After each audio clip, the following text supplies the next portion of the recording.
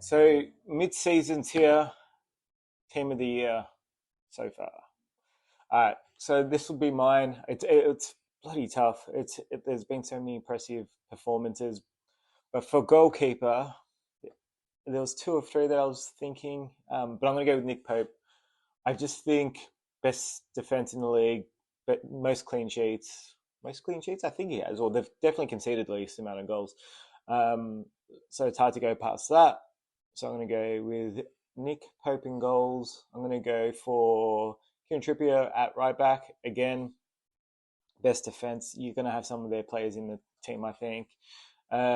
He's been really good going forward, very good defensively, hasn't really done much wrong.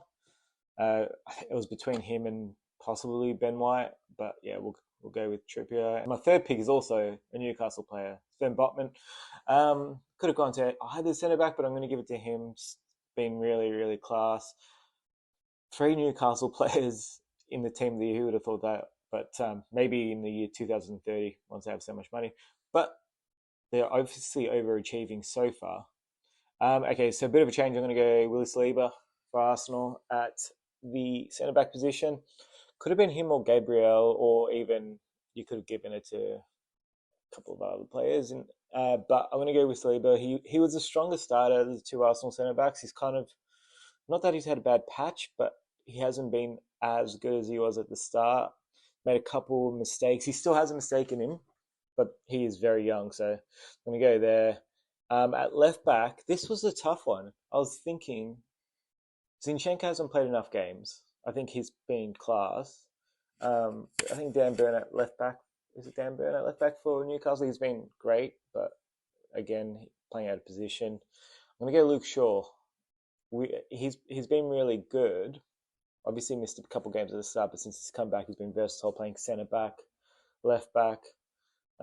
It's just probably it could have been Robinson too, but I'm just going to go Luke Shaw. That's probably the one that's the leakiest out of all 11 positions.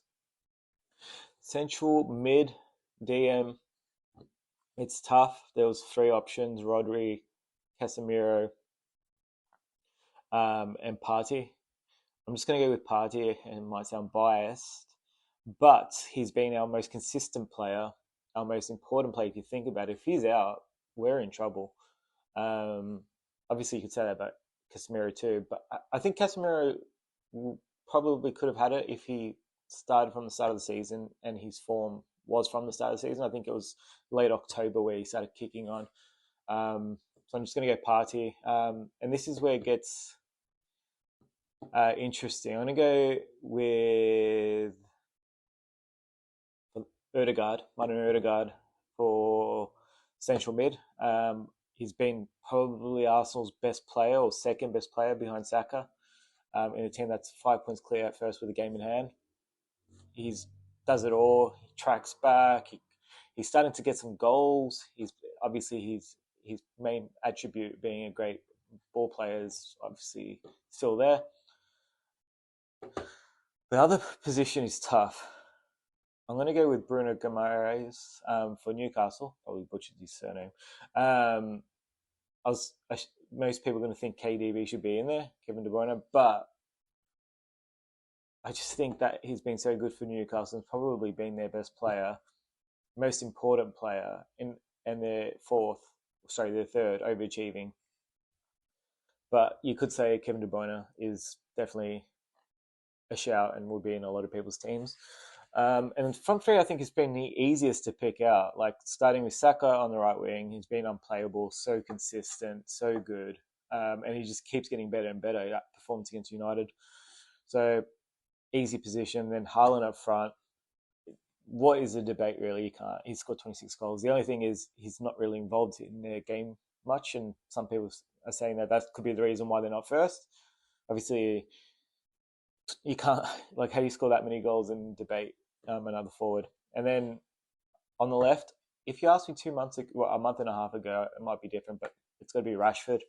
His form has been unplayable, really. Like if he started like this at the start of the season, he'd probably be in the running for Player of the Year.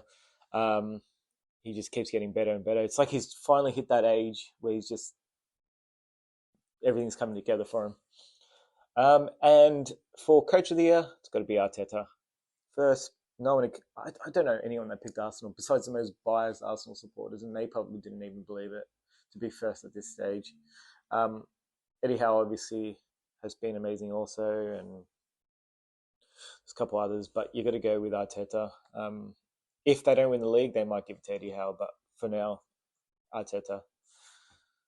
Cool. Thank you for watching for my mid-season team of the year. Let me know what you think.